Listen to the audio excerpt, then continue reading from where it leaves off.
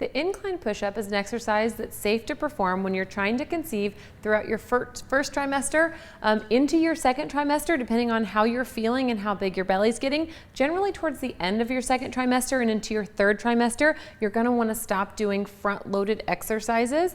We call it the hands-free mama feeling. So if you feel like you're in a position and you can be totally hands-free and your belly feels comfortable and supported, then it's probably a good exercise for you. If you feel like you kind of wanna grasp your belly and pull it up and in, then it's probably not the best exercise for you.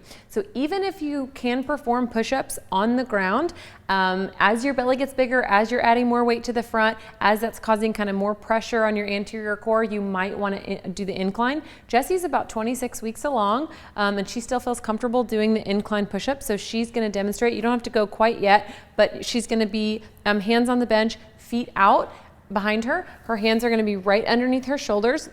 As she comes down, she's going to tuck her elbows at around 30 to 45 degrees. We don't want the elbows to flare out. That's a really hard position on the shoulder as you come down in the push-up. So you want the elbows around 30 to 45 degrees. As she comes down, her shoulder blades are going to pull back and down. Her core is going to stay nice and braced, and her whole body is going to move as a unit. Then when she gets to the bottom, she's going to drive her hands into the bench to push herself up, and her shoulder blades are going to come apart. So again, her body's going to move as a whole unit.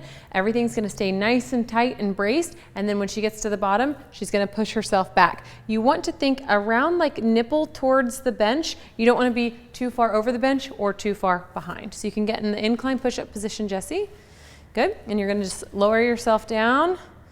Good. And then drive yourself away from the bench. And as you'll see, if she had a broomstick along her back, it would be touching her tailbone, her upper back, and the back of her head. Lower yourself down. Good. And really drive those shoulder blades apart at the top. Good. Give me like one more. Perfect. And that's an incline push-up.